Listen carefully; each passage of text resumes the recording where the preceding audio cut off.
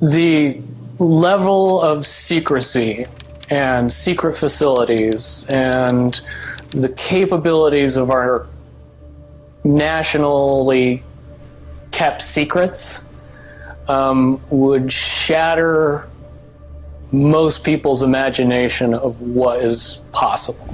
The people that know everything about Looking Glass, that have gotten all the reports and all the information, the elites of the world, probably figured out that that was the end of the game, and nothing could be manipulated beyond that point. This is probably one of the more well-known black-budget time travel projects, with the exception of the Montauk Project. Many whistleblowers have said that the program was not actually shut down, but just classified into deep black. According to the alleged insiders, the Looking Glass technology was apparently used to look backward and forward in time, using the consciousness of an operator as a type of steering mechanism. The operator would sit in a chair that was apparently recovered from a downed extraterrestrial craft capable of interfacing with consciousness directly. When the device was turned on, strong toroidal fields of energy cycled about a pouch of water at the center, which acted as a sort of resonator for in-streaming energies from the point of focus maintained by the operator. The data was collected and projected onto video monitors at incredible speeds, which later needed to be de-interlaced to reveal discernible images. What's interesting is that the biases of the operator would have a direct effect on the images collected. For example, if one were to look back to the time of Jesus' crucifixion, if the person doing so was an atheist, they may not see anything at all. But if the person was a Christian, they may see the infamous crucifixion event. This is suggestive of a time-space mechanic in the universe, wherein the human mind is able to navigate through time itself. The work of Dewey B. Larson and his reciprocal systems theory provides the basis for this interpretation. Briefly, as described by Larson, the universe is broken up into two physical regions, as defined by motion. Below the speed of light, motion operates in 3 dimensions of space and 1 dimension of time. Above the speed of light, motion operates in 1 dimension of space and 3 dimensions of time. As bizarre as that sounds, the mind is uniquely equipped to navigate in time, which is able to access memories of the past, gain awareness of events in the present, conceive of future possibilities, and even imagine alternative events that did not actually happen. In other words, the human mind can select a point of focus, just like in remote viewing, and receive the information from the store of memories made during the experience. Do you know the difference between Looking Glass and the yellow cube? Yes. Okay. Are you aware of what happened to the yellow cube and how it was used and so on? I believe that the yellow cube still exists. I can't say for certain if it's on this planet, but I would say that it's definitely protected from use at this point. Okay, well that coincides with the testimony we got. The yellow cube or the yellow book would give you your possible future. Yes. So it took basically the choices that you would inherently make along a timeline and tell you what that timeline would be, given that you made all the choices that your brain would make. Well, this is exactly what I was just going to ask you. What we were told is that leaders of governments and so on, people in high places, politically, would use this to try to see their most optimum future and then follow those. So they were using it to enhance their wealth, et cetera, Yep. in a very egotistical way. And that was part of the problem with it. The Looking Glass device seems to be capable of the same type of process, to access a data stream from any conceivable location in space or time, steered via the consciousness of an operator. According to the testimony of Burish, the technology was provided to the human race during the Sumerian times, when an advanced contingent of future humans went back in time and provided that civilization assistance after a cataclysm known as the Deluge. The Sumerian cylinder seals were encoded with plans to build the Looking Glass device. Earlier versions of the project saw the development of an actual portal that an individual could move through to jump in time. According to Burish, accounts provided by captured beings known in the program as P-45s, future humans 45,000 years into the future, the Earth was destroyed by massive cataclysms around the year 2012.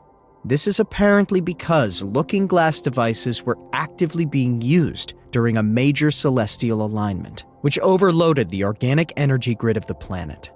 Burish further claims that the device has been dismantled as a result of discovering two probable timelines, one of which is the cataclysm described by the captured being. An attempt was made to look into the future, but no concrete data was able to be received past the infamous date of December 21st, 2012, suggesting that this date is a nexus point in time, whereby either Timeline 1 or Timeline 2 would gain momentum. In the last report, Burish suggested that Timeline 1, the positive timeline, had an over 80% likelihood of coming to fruition. Given that we are nearly a decade beyond the 2012 date, and no major cataclysms have occurred, we are most likely well entrenched within the positive timeline. This is undoubtedly one of the more intriguing topics in Awakening Times, which seems to be well hidden in popular works of fiction. Corey Goode, a secret space program insider, claims to have reviewed documentation relating to this project. It would be very hard to accept that all of this information that is currently held secret and classified is actually real. Back in 1983, the CIA wrote an obscure report on the Gateway experience, claiming that an altered state of human consciousness could transcend space and time. Declassified in 2003, this 29-page document was titled Analysis and Assessment of the Gateway Process. It's thought that the report was part of a CIA investigation into the use of mind control and hypnosis in Cold War espionage. It's a dense and wordy report that touches on everything from neuroscience to quantum mechanics, shifting between hard science and pseudoscience with the ease of a tightrope walker. The CIA is essentially exploring the idea of inducing an out-of-body experience that might allow them to tap into some higher realm beyond reality. According to the report, the universe consists of a complex system of interacting energy fields, in which states are just variations in energy. Human consciousness is no different.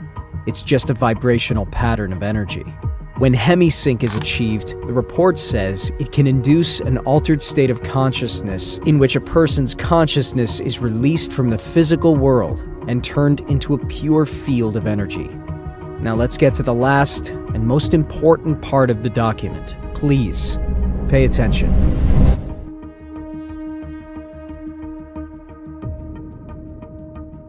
28. Gateway Method.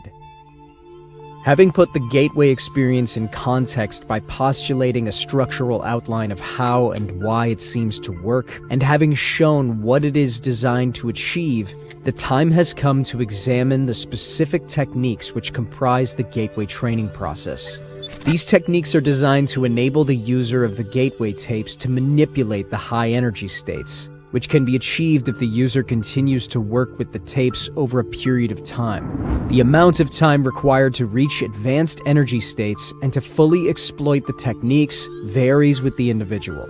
The sensitivity of his nervous system, his general state of mind, and the extent to which he may have previously developed facility in related techniques, such as transcendental meditation, are all pertinent factors affecting the speed at which he may expect to progress. The gateway process begins by teaching the individual participant to isolate extraneous concerns in a visualization device called an energy conversion box. Next, the participant is introduced to a method of encouraging his mind and body to strive to achieve a state of resonance through the utterance of a single tone, a monotonous, protracted humming sound that sets up a feeling of vibration, particularly in the head. He engages in this resonant tuning, as it is called, by humming along with a chorus of such sounds that are contained on the gateway tape. Following this, the participant is exposed to the gateway affirmation and is encouraged to repeat it to himself as he hears it repeated on the tape. This affirmation is a statement to the effect that the individual realizes that he is more than merely a physical body, and that he deeply desires to expand his consciousness. 29. Hemisync introduced.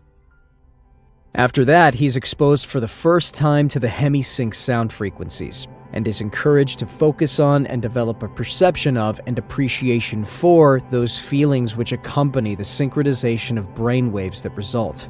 Next comes the technique of progressive and systematic physical relaxation, while the hemisync frequencies are expanded to include additional forms of pink and white noise, designed to put the physical body at the virtual threshold of sleep, as well as to calm the left hemisphere of the mind while raising the right hemisphere to a state of heightened attentiveness.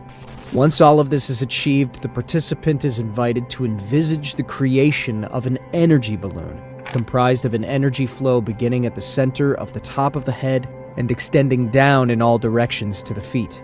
The energy involved in this flow then proceeds up through the body and back out into the balloon pattern again. The energy balloon, which sets up a pattern very reminiscent of the cosmic egg discussed earlier, not only enhances bodily energy flow and encourages the early achievement of a suitable resonant state, but is also designed to provide protection against conscious entities possessing lower energy levels, which the participant might encounter in the event that he achieves an out-of-body state.